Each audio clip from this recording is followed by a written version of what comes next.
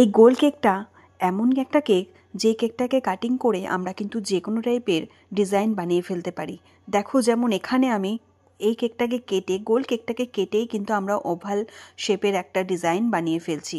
তার জন্য কোনো আলাদা মোল্ডের প্রয়োজন হবে না। খুব ইজিভাবে আমি ডিজাইনটা করা দেখালাম, তোমরা একবার ট্রাই করো, তোমরাও পারবে। আর এখানে দেখো আমি যেহেতু আমার যখনই আমি ওভাল শেপটা করলাম সঙ্গে সঙ্গে আমার বেসটা অনেকটাই বড় লাগছে, কারণ আমাকে 1 পাউন্ডের বেসের পরিবর্তে এখানে 2 পাউন্ডের বেসের প্রয়োজন হবে।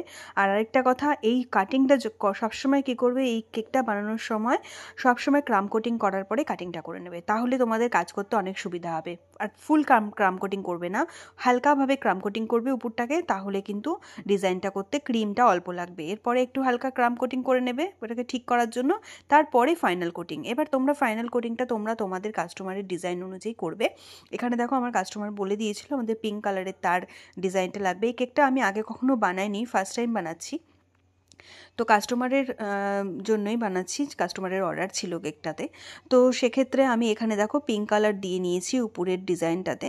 আর এত সুন্দর সুন্দর লাগে এই কেকটা দেখতে, অন্য কেকদের তুলনায়, মানে নর্মালি কেকগুলোর থেকে অনেক বেশি সুন্দর লাগে। আর এখানে দেখো আমি আবার একটুখানি পিঙ্ক কালারের হাইলাইট করে নিয়েছি পাইপিং ব্যাগের মধ্যে, আর ভেতরে হোয়াইট কালারের ক্রিম দিয়ে নিয়েছি, এবং এখানে আমি কিছু চেরি ব্লসম দিয়ে দেবো।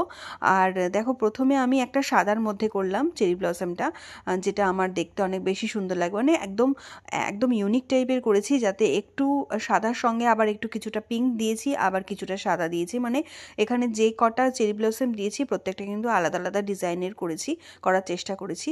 আর দেখো চেরি ব্লসমটা একদম সাদার মধ্যে একটু হালকা হালকা লাগছিল বলে উপরে আমি কিন্তু একটু পিঙ্ক কালার দিয়ে উপরে একটুখানি এরকম ডিজাইন করে নিয়েছি। এরপরে একটু এটাকে আরও সুন্দর লুক করার জন্য একটু গ্রিন কালার, অবশ্যই কিন্তু রেফারেন্স পিকচার, মানে আমাকে কাস্টমার যে রেফারেন্স পিকচার দিয়েছিল সেই অনুযায়ী কিন্তু ডিজাইন করার চেষ্টা করেছি এটাকে।